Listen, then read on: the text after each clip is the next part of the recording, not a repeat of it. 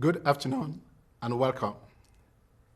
Thank you for being here and for your support of the Provost Spotlight initiative.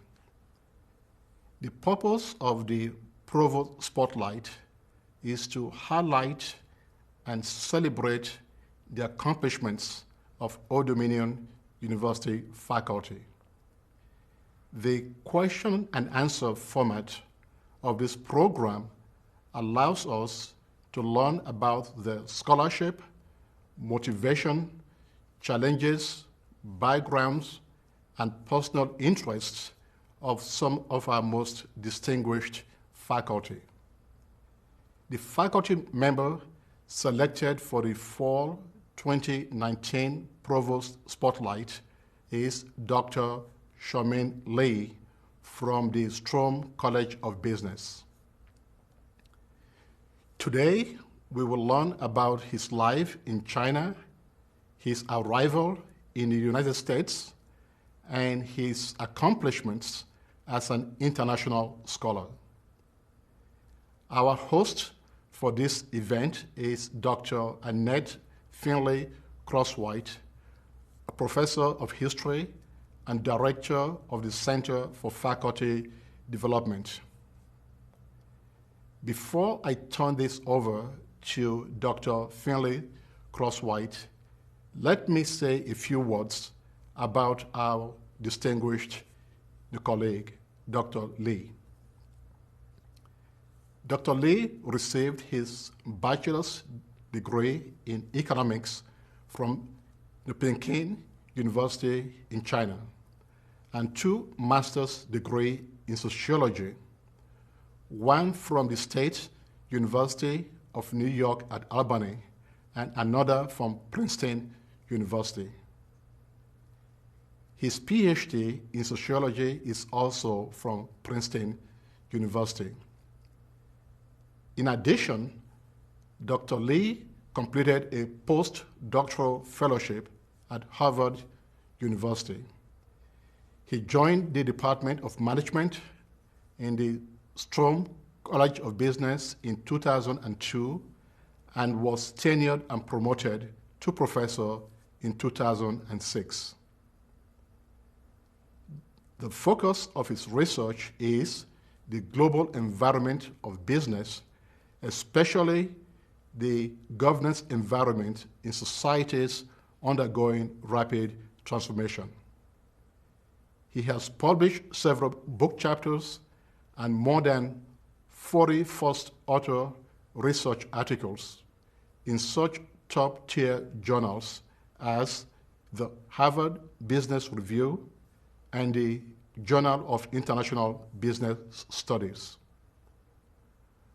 One of his latest articles is entitled China's Intellectual Property Rights Provocation, a political economy view, published in the Journal of International Business Policy. In 2019, his book titled Bribery and Corruption in Weak Institutional Environments are Connecting the Dots from a Comparative Perspective is the latest publication in a list of 18 books. Dr. Li's work has appeared in The Economist, the Harvard Business Review, the Wall Street Journal, and the New York Times.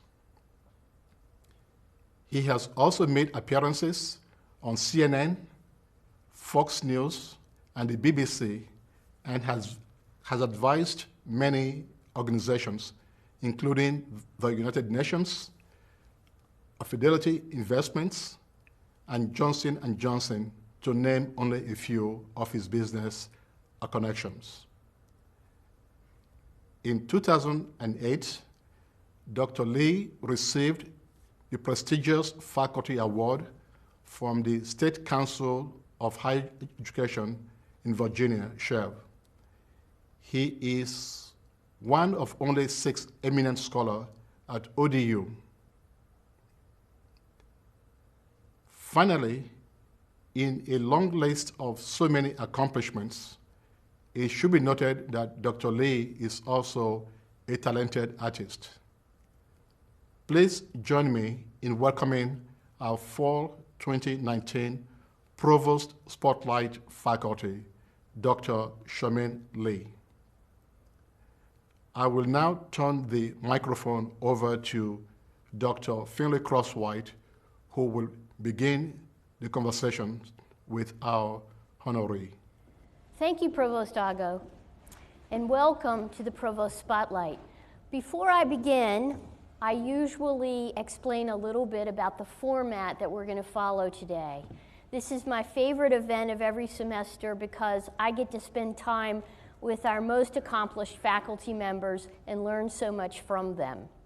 This particular event is based on a format from a TV show that you may well know called Inside the Actor's Studio.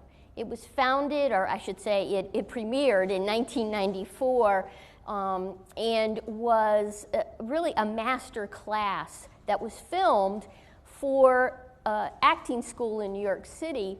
And by following a question and answer format, prospective actors could learn from the great actors of our society. The first person to appear on Inside the Actor's Studio was Paul Newman. And that show was hosted by a man named James Lipton from 1994 until last year, and he's retired, and it's been taken over by three hosts, Al Pacino, Alec Baldwin, and Ellen Bernstein. So we model ourselves on what we do based on that show, and it goes like this. I ask really serious questions for a while, and we get to benefit from all the knowledge of our honoree, and then at the end I ask some really silly, ridiculous questions to kind of liven things up. And we'll hold all questions to the end of the event, and after that there's a great reception out in front of the theater, and we welcome you to stay around and continue to talk to Dr. Li in a more casual way. So without further ado, let's get started. My first question is, let's begin with China. Can you tell us about growing up in China during the Cultural Revolution? More specifically, did those experiences influence the person you became? Well, good question, big question. Well, for that, let me thank Provost Ago and Annette, the director, for this occasion. That was 1966 when Mao started the Cultural Revolution. I was 9 years old. So what happened was schools all kind of shut down, and we were on the street. And my family, my father was denounced by Mao. So eventually we were sent to the countryside, to a farm.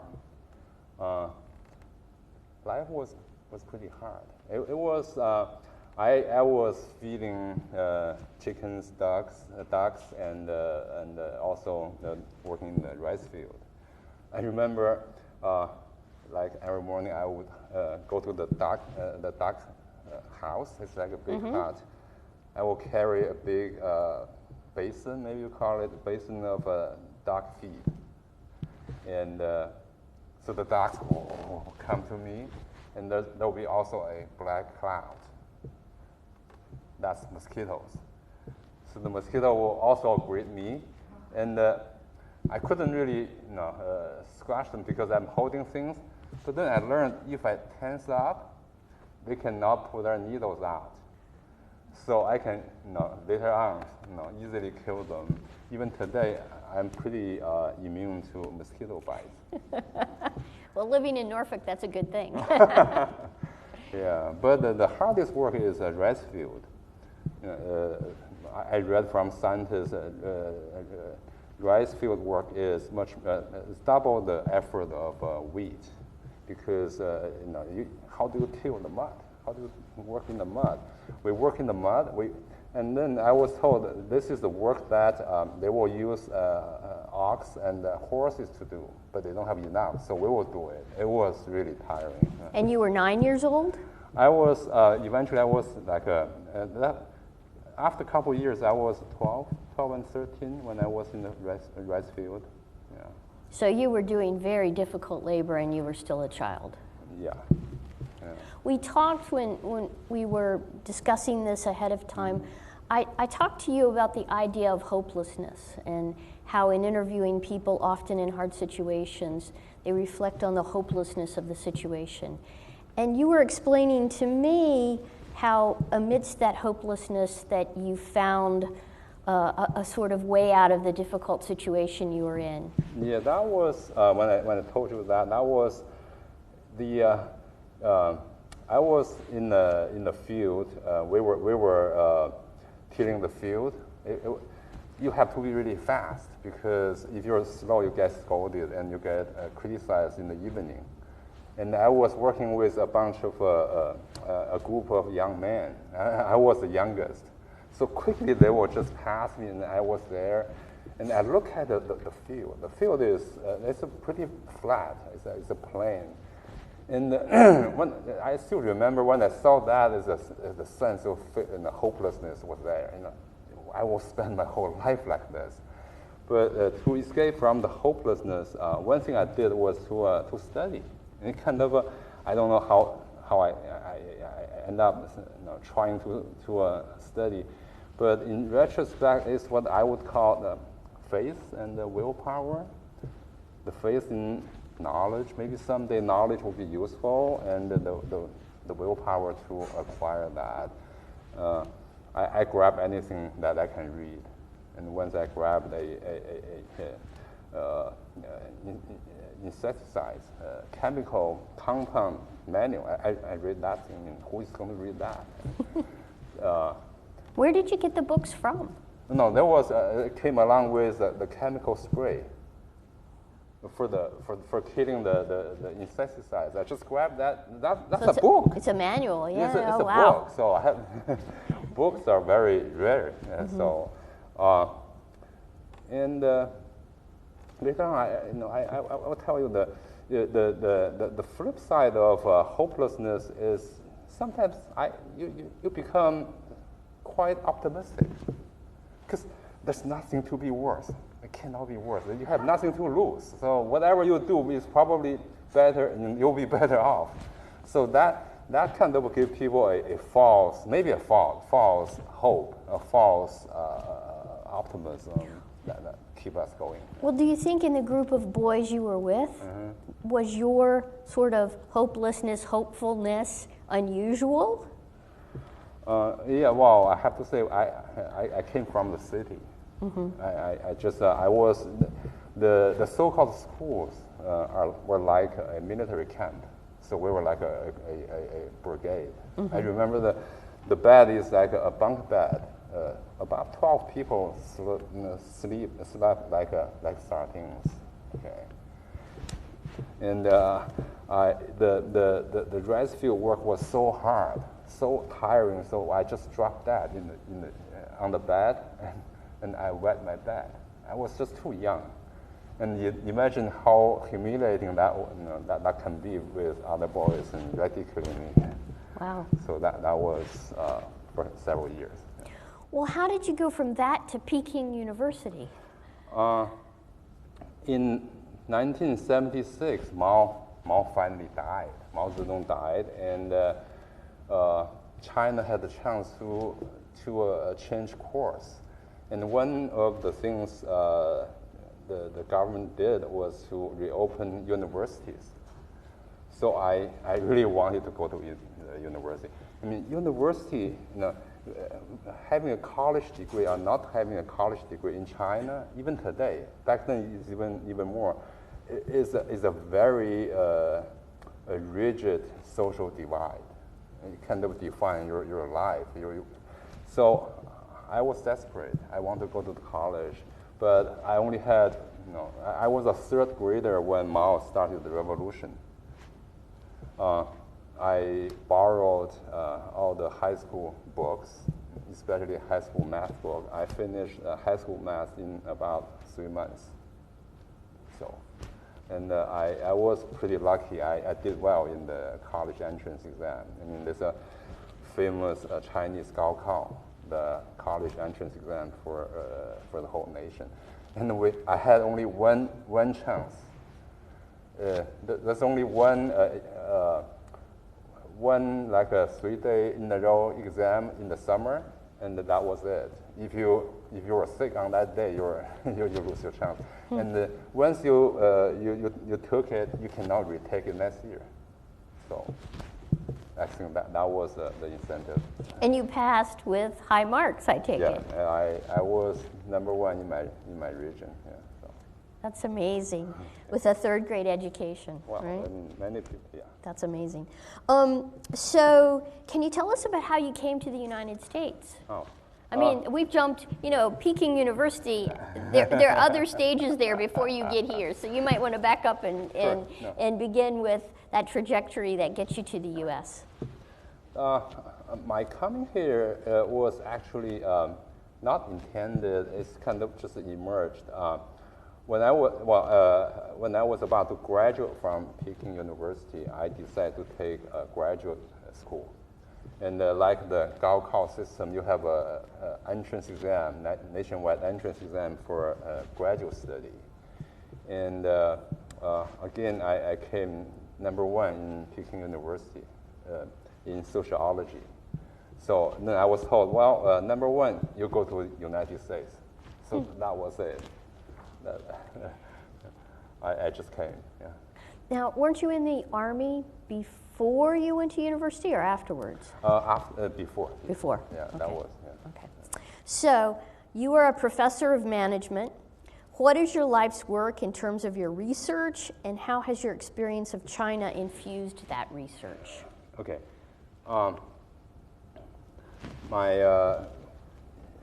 My philosophy of research, I have like when I call the so what question, one is what I call the aha question. Okay. The so what question is the importance of the topic. Right? The topic has to be significant. And the aha question is not only it has to be important, but it has to be not so obvious. Not like questions that have one answer or already known answer, right? So when people read it, never thought about that. So this not so obvious or interesting part, I think those two, the combination of importance and interesting is difficult. So that's my criteria to do that. If you ask me what is my lifetime's work in management, I have to say that is the framework I developed called rule-based versus relation-based governance system. Okay. I think my interest is to study East versus the West. The East versus the West, there's still a kind of a interesting and a hotly debated topic. But our approach is, well, there are many different ways to look at. So we say, how can we have a consistent approach? Because in management or in economics, in 1997, there was an Asian financial crisis. Mm-hmm. We kind of still remember that. Before the financial crisis, and the Asian model was praised as the model of dedication. The whole family worked together, without calculating who gets what. I remember Michael Porter, the management guru, he said this is a dedicated capitalism. But then there's the Asian crisis. The Asian model seems to be, in great difficulty. And I remember Paul Krugman's comment after that was, well, it's not really so much of a dedicated capitalism because, if the husband is CEO and the wife is CFO, that's kind of a crony capitalism. Mm-hmm. So that's a problem with Asia. So we started to look at the same issue, the Asian model or the East. The explanations were not consistent. Some people say it's a dedicated, some people say it's corrupt.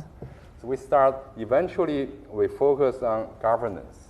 So we called the two systems in the world, and broadly speaking, rule-based in which public rules are transparent, fair, and efficiently enforced.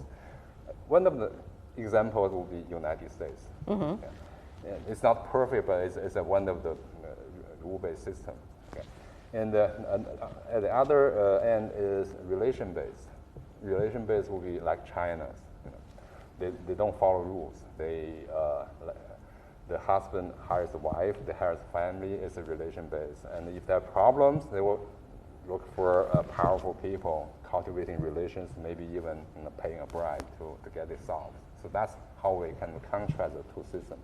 But that wasn't really new. What was new? Our contribution is to look at from a cost-benefit perspective. The rule-based system, you need a huge fixed investment to make it work. You need a Congress, you need the Supreme Court, you need a huge army of police. So those are the fixed costs. Whether you enforce one contract or you enforce a million contract, that is always there. So the more contract you enforce, actually the system can be more efficient because the additional contract may cost you nothing since you already have this huge system. Sure. The relation-based system is opposite. It has very little fixed cost. No one cares about the police. No one cares about the court. They take the matter in their own hand. I have relations. I have a private army. I can settle it my private ways. So they saved a huge amount of legal infrastructure costs when they were poor, so they can quickly develop their economy. But it has a big and increasing marginal cost. The cost is, if I only deal with my friends, the cost is low. But as my business grow, I have to deal with strangers. How can I monitor and enforce contract with strangers? There's no law. So that is costly. I have to play golf with them. I have to go to sauna with them to develop relations. So that's a Chinese model. I think that is our contribution to see the different cost structure of the two systems. Put it under a social economic development stage and tell people that China is undeveloped in terms of the political economic system to have this legal system. So, but they quickly make their economy take off because they just use relations. They save on this infrastructure cost. So the magazine economists really love our work, featured our story twice. So is it fair to use the word corruption for China? I mean, it's just, that's a kind of Western understanding. Yes, right? You're right. You're right. Yeah, corruption is a necessary part of that model. So, do we still have a little bit of time? We've got plenty of time, okay. as much as you want. Okay. I think my criterion of a good research is experts in the field, after they read my research, they change their view. So that is, I think, the highest standard for me. Wow. They say, I never thought about that. My previous literature does not really, tell me that this is new. So that is, I think, the ultimate goal for our study. Excellent, excellent. Yeah. Thank you. One of the most amazing things about you is that in 2008 you won the SCHEV Award for Outstanding Faculty in the state of Virginia. And so we have lots of teachers in the audience, and I was hoping that if I framed it, what kind of advice would you give other teachers in terms of how you could encourage faculty to be the best they can be in the classroom? Okay, that's a tough question. Good question. That's a tough question. If it were easy, everybody would be great at it, right? Okay. In many schools, especially research-oriented schools like ODU, I think there's a kind of implicit, maybe, a notion that teaching versus research, or whether you're doing research or you're teaching, this kind of a either-or question. But I think the first advice I will give is an and question. It's a teaching and research, or I would say teaching is research. in the following sense. Well, my own development, I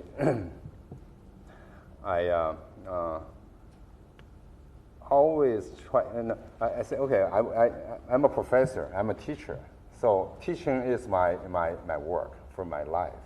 So if I don't like it, I should change the profession. So what will make me love teaching? One thing is, I call it insight versus textbook. The students, to me, if I were students, I can, one thing the Cultural Revolution taught me is learning by myself.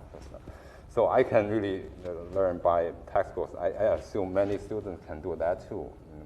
They probably don't want us to repeat what they can learn from textbook.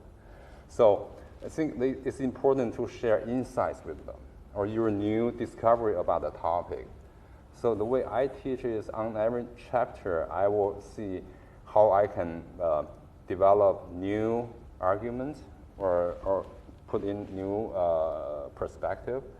In that way, I'm excited to go to the next class because I want to share with my students. Mm-hmm.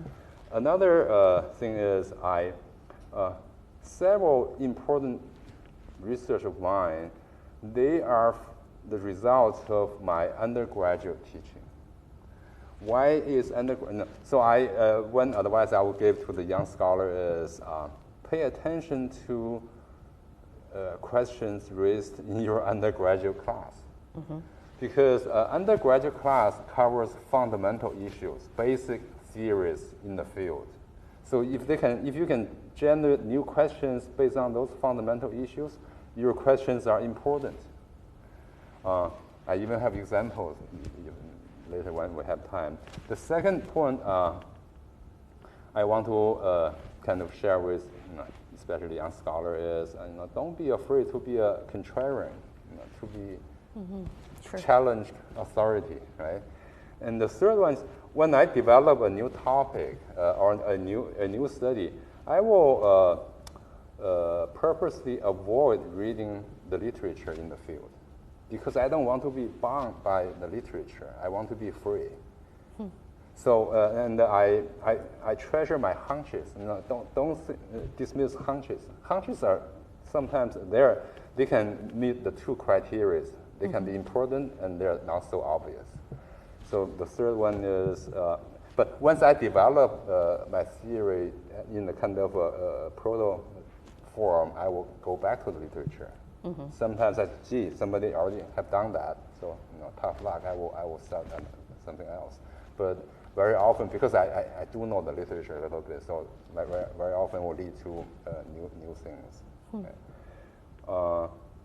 And the fourth one actually relates to your earlier question about China, is I benefit from my experience in China, which I call insights.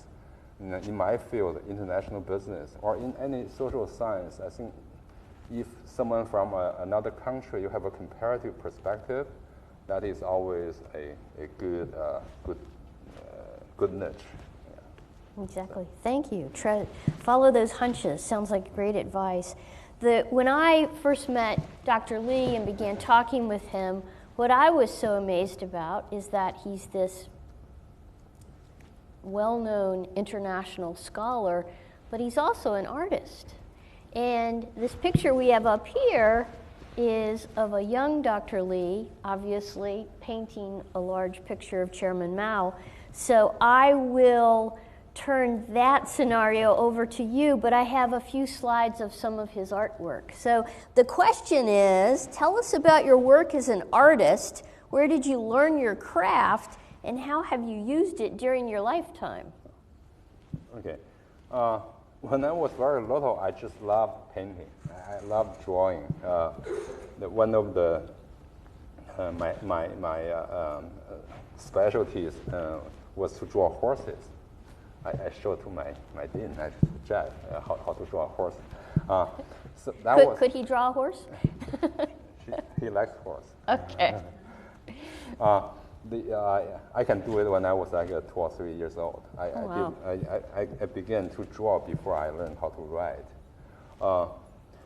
But when Mao started the Cultural Revolution, as I said, he kind of closed all the schools. He really hated social sciences. He thought social scientists were his #1 enemy.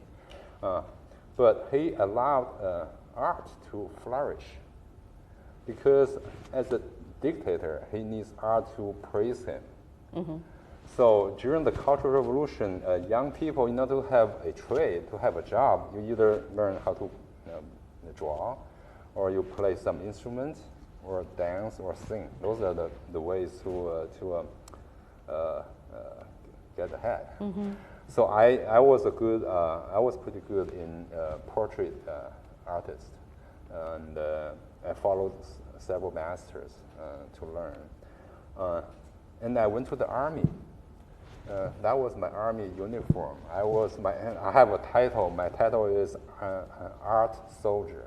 Art soldier. Yeah. Wow. I was recruited to paint Mao. Another interesting thing was that's an interesting job, right? Recruited to paint Mao. Okay. Well, during the Cultural Revolution, joining the army was one of the best jobs. You know, in normal societies, Chinese has a proverb that good men don't join the army.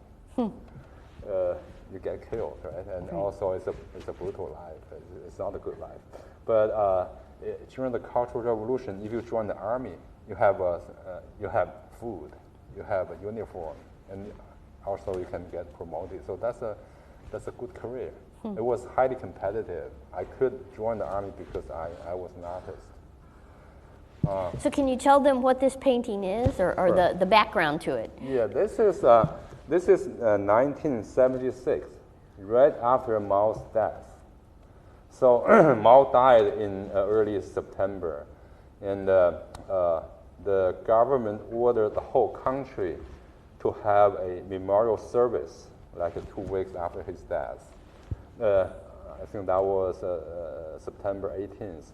On that day, from noon to 2 o'clock, roughly 2 hours, the whole country will stop. 1 billion people will stop working and pay tribute to his death, a memorial service.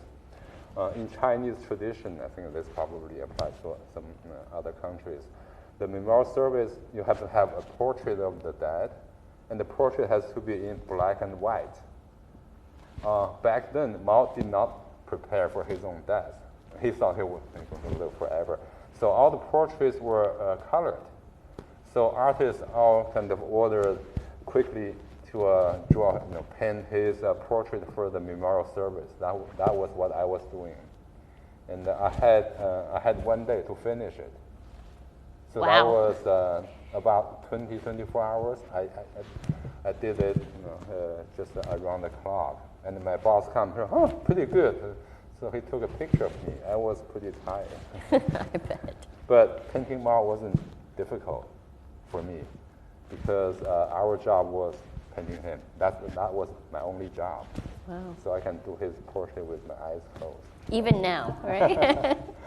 Let's look at a couple of these other slides we have of some of your artwork. Do you want to talk about any of this? Do you want to go to the Yeah. Okay, all right. Oh. Let's Okay. go to the end and we'll come back. You also make ceramics, right? Yeah, I brought some. Can you see this one? They're up there. This is a guy, he's doing this. He's taking from below and they gave to his, to above, to his ball, right? So you can have a chin of this guy. I made it out of clay, so I fired it and glazed it.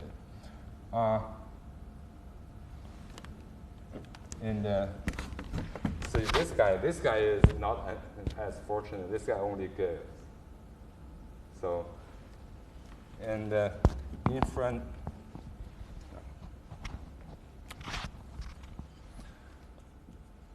And at the end is this guy. He's a big boss.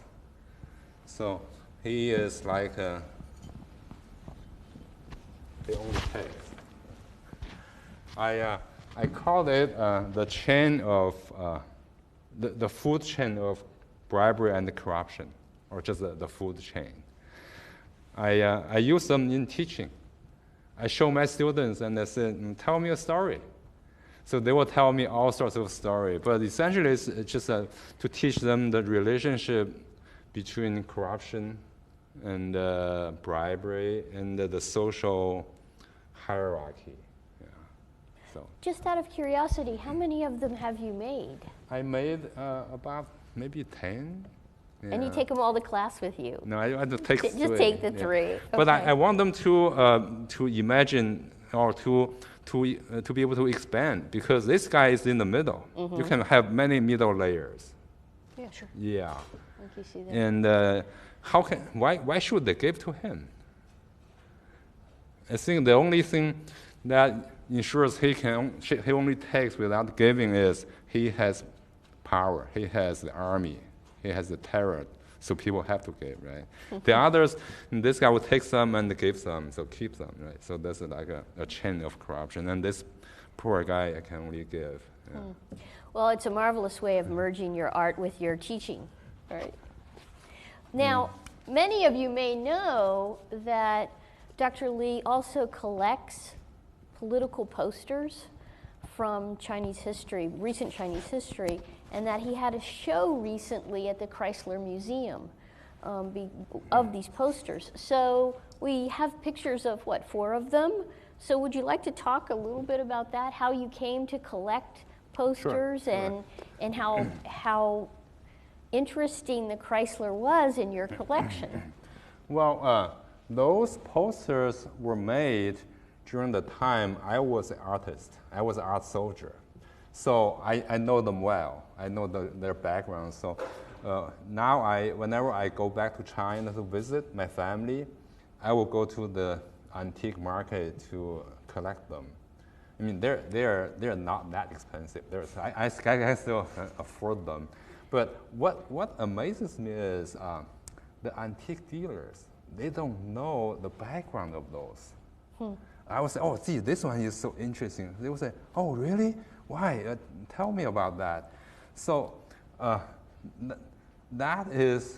You know, when you leave, they probably raise the price once you tell them. The Chinese government is trying to systematically erase people's memory of the Cultural Revolution. And I think it has done a pretty successful job. Even antique dealers, they don't really know the background. So that is one of the motivations that I collect. I want to preserve and show people this part of the history. Also, I was an artist, so I really appreciate those art. Can you go back to the first one? The one before. Okay. Yeah. See, that one is Chairman Mao Zedong, and Lin Biao. Lin Biao was the second in command, and his title was the closest comrade of Mao when they were on good terms. Right, and he came to a bad end, correct? Right, and then they were on bad terms, and he was trying to flee, and his plane crashed. So after that, this is a cartoonish poster of Lin Biao following Confucius. So Confucius, well, the Communist Party founded in 1920 on the anti-Confucius platform, because Confucius is Chinese tradition, so everything was anti-tradition. So as you can see, the same person can be portrayed very differently depending on whether you're still in favor or not in favor of Mao, right? And so I thought that was very ironic, so I showed that. And the next ones? The next one, this one is to show a good harvest. And this one is to show that having one child is great, and you should have one girl. So the purpose of propaganda, I kind of summarize several purposes. The first purpose of propaganda is to show the opposite of the reality, right? We were starving, if you remember the picture of me painting Mao, I was You're so very skinny, yeah. right? But this is, and we have another good harvest, and the tone, the golden tone. And another purpose of the propaganda poster is to persuade people to do what they don't want to do. And people want more children. They want sons. But the picture here says, one is good, and one girl is even better. Yeah. Right. So that's another kind of propaganda purpose. Yeah. Now, you brought some posters with you. Do you want to show those? Yeah.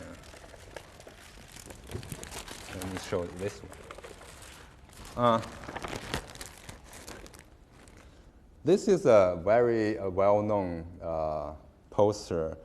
It's a young woman. Again, where we were all kind of starving, but the poster says she's very healthy and she eats pretty well, and with AK-47, so she's ready to fight, to kill, with Mao's little book, and this heroine eventually was, her whole family was killed during the revolution. So she should follow her model eventually to, contribute her life. So it has all the elements of a propaganda poster. Okay. This one is a new poster. I just got it last year, when in Beijing, when the government propaganda workers were posting them. So I went there and said, can I have this one? And said, oh, of course, take a few. So I took quite a few. This is one of them. This says, treasure your democratic rights and cast your secret vote. And probably we all know in China there's no democracy and you don't vote. But so this is so, to me, it's an irony of they put it everywhere during the election, so-called election season, but you cannot vote. So I saw that. Yeah. All right, I've got one more question, and then I'm going to go to the fun questions, okay? So the last substantial question I'm going to ask is, do you ever dream about China? Do you dream about your life there, the Cultural Revolution? Do you ever wake up and have one of those, oh, I was only dreaming moments? I do. Well, I did not mention, but some of my colleagues know, in early 2000, I was detained in China for criticizing the government for 5 months. During the detention, very often when I would dream that I was free. I would dream I escaped, only to wake up, I was thinking, why am I still here? So that feeling is, like you woke up to a nightmare rather than from. Now sometimes I still dream of being, imprisoned, but I woke up, feel much better. So, and you're here. Yeah, yeah. So. Okay. All right. So are you ready for these off-the-cuff questions? I have to pull up a picture here. These are some of Dr. Li's publications, his latest publication. And this picture here on my left is a drawing that he made. And my question is, if you look at the little picture on top, what's it like to be in the same room with the Dalai Lama? I mean, how many people have met the Dalai Lama? Well, what happened was my ordeal in China in early 2000 was, many people know it was on the newspaper. And His Holiness, the Dalai Lama, he read it, and he had his people contact me saying, would you like to visit? And I think this is called a private audience to say, oh, of course. So I went to India, Dharamsala, to visit the Dalai Lama. and you know, he's a saint. To me, like he knows the life. He knows life. He knows everything. So I was very much anticipating that he gave me some advice, and I saw him. He was first he said, "Oh, you know, are you okay, or you have any? Did they torture you, things like that?" And then I asked him, after all those happened, what should I do? And to my surprise, he said, "I don't know. You have to figure out yourself." And he was just like a older uncle or something, very make you very at ease, just chat. I remember he asked me, how do the Chinese view me? And I said, well, as you know, the Chinese government demonized you. And he was laughing. He said, "Oh, do I have horns on my ear?" So he was a fun person. Well, it's good to know the Dalai Lama was a fun person. And this is a drawing based on a picture I took in what they called a Tibetan children's village. In Dharamsala, there's a village of children. Some of them are orphans, some are sent by Tibetans from Tibet to get educated. And they stay in houses donated by the UN, the United States, Europe, and each house has a group of kids. So when I was visiting them, they all rushed to the window to look at me. And I took several pictures, and I look at those pictures, they're expecting, they're anticipating, and I can see if we give them some opportunities, they can go anywhere. They can go to Harvard, Princeton. They will become leaders in different fields. So I did a lithograph on a piece of a stone. You draw and then you print some with Professor Ken Daly. Well, I have to say, the first time I saw this picture in Dr. Li's office, I had just met him, and so I was too shy to ask him if I could take a picture of it. But after that meeting, I just kept thinking about the expressions on the boys' faces. So I asked him if I could come back and take a picture of it. And I said in the guise of showing it today, which is true, but I actually just wanted a picture of it. It's beautiful. All right, just a couple really fun questions, and we'll turn it over to the audience. Do you have a favorite word in Chinese? Do you have I speak French, and there's a couple of French words that I just love, and I use them when I'm speaking English because I just love them. Do you have a word like that in Chinese that you could teach us that you really like? You like the way it sounds, or you like what it means, or whatever. That's a surprise. That's a surprise question. Yeah, it's the famous questions on the yellow cards. I will have to say the how means good. How? It's very simple, right? How? How? H-A-O. H-A-O. Because at least in Peking, Beijing Chinese, that can convey a lot of stuff. What do you mean? If people say, shall we do this and that, I would say, how? So brave. Sounds good. And maybe one more. What's your favorite aspect about being an artist? And all the things that you do, and this is a picture of Dr. Li at his show at the Chrysler Museum. What's the best part about being an artist, too? Okay. A scholar artist. We talk about scholar teachers. You're a scholar teacher artist. This is a good question, because the Chinese painting philosophy is I just do the translation, is it wants you to be detail, more detail, and broad, more broader. So I think that is the best training as an artist. I study faces, right?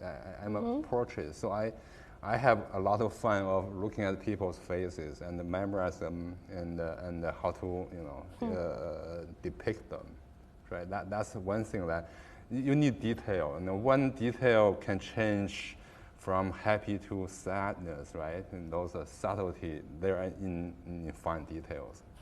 And then, as artists, we always learn to half close your eyes and look at the grand effect of things.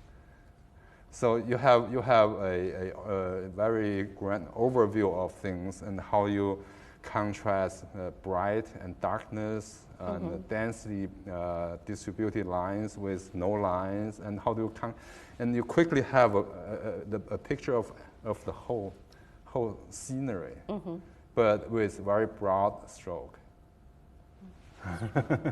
Well, excellent. Let's give a round of applause to Dr. Li. Thank you. Thank you so much. Thank you. And I assume there are questions in the audience. Would anyone like to ask Dr. Li a question? Yes, Gail? So you're talking about corruption in China and the rule of law in the United States, but do you also study whether or if things change in the United States? I mean, it seems like we're often hearing about corruption. Maybe that's because that's what people want. That's unusual, but it seems, is that changing? Is it getting worse or better? Okay. So let me first give a definition of corruption. Corruption is to use government power or sell government goods for private gains, right? If I have the power to approve building this theater, I give it to you. That's my power, but you pay me privately. So that's a corruption. Okay. Corruption in this country tends to be at the local government level. At the federal level, in comparison, it's fewer because the reason is they don't control much in that regard. For instance, recently Trump ordered that I hereby order American firms to look somewhere else. He was referring to ordering American firms in China to leave China to do somewhere. No one listens because it's not under his power unless he claims national emergency. So local government, they control development projects. They control land. That tend to be a little bit more. But if I answer that, this country is categorically different from China. If we say corruption here, by that I mean corruption is the norm in China. If you don't bribe, you don't get anything done. That is because everybody bribes. You have to bribe more than I do in order to get a project. That is just the norm. And here, corruption is an exception. It is not the norm. We don't expect, and the press here is very efficient in exposing corruption, and the law is very independent. So I asked lawyers. I said, "Are you worrying about what is the political leaning of the judge in local cases?" And very few, most of them say, "Never thought about that." They don't, because most of the issues here, the law can be impartial. Yeah. So I know I got asked this question pretty often by my friends and colleagues. They're saying, "Do you think U.S. is becoming China, or do you think if we have a bad leader, it will destroy our democracy?" And again, I always come from a comparative perspective. In China, it's a bad system, bad economic political system. You can have a good leader, but it doesn't help. What we call the benevolent dictator. And bad leaders, good leaders in that system will have to turn bad, will have to become a mafia boss to survive. We have a relatively good system. we can have bad leaders, and we can handle bad leaders. That is a good system is about. Yeah. Dr. Payne, did you have a question? She took mine. Oh. That sounded very much like a sociology game. So I'm curious how sociology, you start out in sociology, at what point did you think, I want to go be a management professor somewhere, to be a management scholar? What's that path like? Well, after my PhD, I worked at the biolabs as a kind of as a statistician modeler, developing mathematical models for biolabs. And then I wanted to come back to academics. I must say there are more jobs in business school, and the business school pays higher. Also my work kind of naturally extend to business. By the way, the business schools hire sociologists for organizational theory and other theoretical approaches. So, yeah. Brian, I had asked him the same question because his PhD's in sociology. And that was, that was one of the first things I asked him. Yes, Provost Ago? So the last textbook is really very fascinating. I was able to read it and just to break down because I was able to see a lot from African countries using the same type of weak system, the corruption and bribery. But what I find very interesting though, in those African countries, you find that they are very poor in the resource style. You only have one president with all the resources there. But somehow, China has been able to, in spite of all of that, make a lot of progress. So we still have a lot of poor people, but by and large, China has somehow been able to amass a lot of power and resources there. How were they able to do that in spite of the high rate of bribery and corruption? This is a very, I have to say, insightful question. I did a study on this. In my 300 level international business class, a student raised the same question after I showed them the relationship between corruption and economic growth. Corruption deters economic growth. Corruption is bad for economic growth. So after my presentation, a student said, "No, Dr. Li, how come China, which is fairly a corrupt country by many measures, how come China seems to develop fairly fast?" And that question triggered my study, and I do have a reasonable answer. It has to do with the social fabric that tie people together, or a social trust. Okay. In China, what we call the guanxi, or relation-based society, people form what we call circles. For instance, a class from the same school, that's a circle. What is the definition of a circle? The circle, you have three things to make them together. One is I call a monitoring mechanism. The first is the ex ante, before you place the bet. Before I deal with you, I check your background. If I see someone has cheated his father, I will not deal with him. So that's a before. And the interim, I have to be able to follow this guy. I know if this guy is secretly going to be bankrupt, I need to know. Otherwise, I lose my money. And the most important is what we call the ex post. What if bad things happen? Can I punish this guy? So if I can, that's a circle.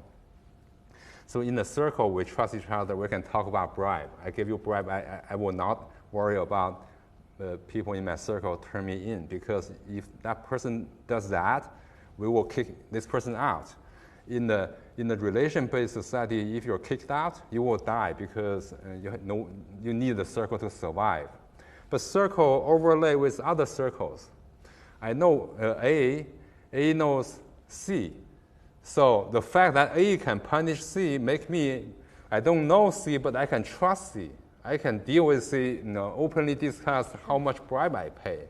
So that circle-connected relationship is the feature of Chinese society. Why is that important? Imagine I'm this guy. I'm very powerful. I have this theater's project under my pocket. Whom should I give it to? If I have no trust, because corruption, after all, is risky. You get caught, you will be locked up in jail. So if I don't trust anyone, I will give the project to my wife, to my children. But do they know how to build theaters? Probably not. What about highway? What about this? Because I'm so powerful. I have so many projects. I give them all to my family. So that is kind of maybe African model, or in countries that the social network of circles does not exist. So then corruption becomes a dead weight to the society. It's really, drag down economic growth. But in China, when I have this project, I can almost have an open bid market. Who pays me the highest bribe, I give the project to this guy. I don't worry about being turned in, because the close-knit social network, whoever, if you tell, you will be out. In the repeated game, you don't do that. So who can pay the highest bribe? The most efficient builder. Everything else is equal. Who is more efficient, who has a highest profit margin, who will pay me the highest bribe. So the projects, even though under corruption, will always end up in the most efficient contractor's hand. That's how China is doing. So it's still very efficient. Well, I'm not saying corruption can be efficient, but that kind of corruption with trust, like the Chinese model, make corruption less inefficient. Yeah. So that I have statistical data to explain that model. Yeah. Okay, one more question. Yes. So you were talking earlier about the relation and the rules base, and I think you were saying that the relation base is hard to scale. But there are these giant companies in China. And is it because of these kind of interlocking circles that you talk about that allows these companies to be large, even though it's relation-based, or are these companies not really, are they really some rules-based companies within China? Okay, that's a good question. The giant companies in China, like Alibaba, maybe Tencent, those, when they started, they definitely have very good relations with the government, even today. Without the blessing of the government, without the cultivating good relations, they cannot survive.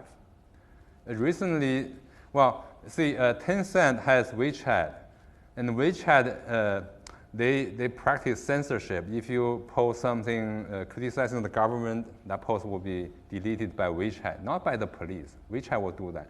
So WeChat follows whatever the government asks it to do. So it's a kind of a sign of a relationship. But to answer your question, I think the Chinese multinational, the big companies in China, they do have a problem when they go beyond China's border. They always try to cultivate good relations in foreign countries, but that is very costly. I always kind of joke with them, how many golf sessions do you have? There are 300 countries in the world. A rule-based company doing business globally, they will send two teams, a team of lawyers, a team of accountants. That's it. I mean, they will, but a team of lawyers wouldn't work in China because there's no law. Accountants in China, the accounting books are fake. So they do have this problem. And I predict, as I said, that sooner or later they have to embrace rules. A few years ago, I was more optimistic that Chinese firms, including Chinese government, will embrace rules. But right now, I'm not that sure. I think they're going backwards. Well, okay, I'd like to thank you for coming out this afternoon. There's a lovely reception out in the lobby, and I hope everyone will stay around and talk to Dr. Li and ask more questions. So, thank you very much. Let's give you another round of applause. Thank you.